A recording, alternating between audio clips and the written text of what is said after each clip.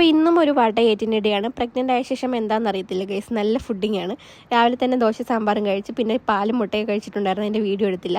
അത് കഴിഞ്ഞപ്പോഴത്തേക്ക് ഒരു കഷ്ണം അലുവ കഴിച്ച്, പിന്നെ ഉച്ചയ്ക്ക് ചോറ് കഴിക്കായിരുന്നു. അപ്പോൾ ഞാനും കാശിക്കുട്ടനും കൂടെയാണ് ഇട്ടിരുന്നത്.